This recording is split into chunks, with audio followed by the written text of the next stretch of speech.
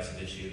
I've heard people on the right, people on the left, people in the middle say all different things. I think it has to go specifically and make that decision for each community. And all I'll have to say is there's what?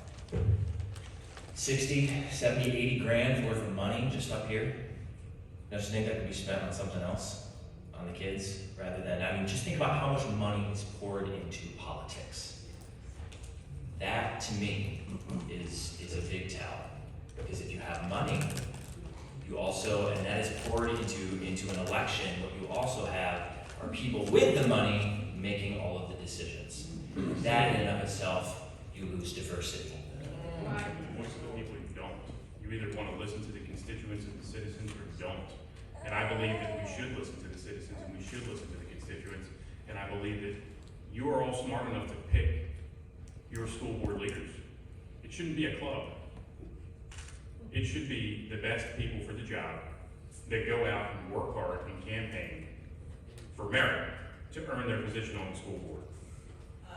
And I think it can be political on both sides. I think an appointing school board can absolutely reflect political opinions, depending on who's appointing. And then people that are running for the offices can also make it political. But I do think that there's a better level of accountability if you are running for a position, because you have to prove to people, just like we're having to do right now, that they're worthy of representing them, whether it's on the school board or here on the city council. So I think that the accountability factor would be where I would be more supportive of an elected school board.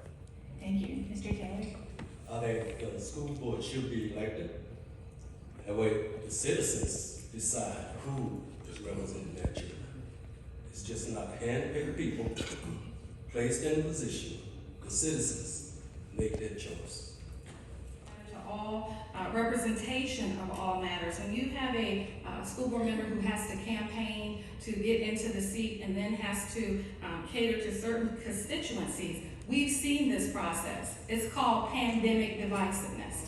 And when you have people who want to get extreme on one or other sides and don't understand that education should be apolitical, there should be a neutral platform, and the appointment process allows that because it enables everyone to have consideration through application process, a consistent process, and the blending of a board that represents and looks like the community it serves. And that's what matters when you talk about a traditionally appointed versus an elected school. An argument on both ends. I believe that when we talk about now having to get involved in an electoral process, we're now talking about a certain quality of individual that's going to begin to surface. We begin to talk about just the reality of it. I know that me just running for office right now, the election process has the ability to choke out the will to actually serve out of a good person who's coming into a process that really wants to do it for all the right reasons. But when you have to play the game of politics, that can really choke out that desire to really serve. But also at the same time, when we talk about appointment, that responsibility now falls on the people to present high quality individuals that can actually do the work. And so I really see that the process has performed well for us, especially throughout this last go round. And so I believe that the people have the ability to present quality individuals. I think there are good arguments on either side. I mean, understanding that some folks want to be able to directly, elect their school board representatives, that's understandable. That we have an appointment process here. I think that also has delivered really strong school boards. And frankly, right now, we have an ideologically diverse school board. They do not agree on everything. Dr. Coleman is sitting right here, he's nodding along. They don't agree on everything, and that's a good thing. I talked to folks on city councils around the state, and they will say school boards, when they're elected, it's a mixed bag. Because the incentive structure changes because they become politicians.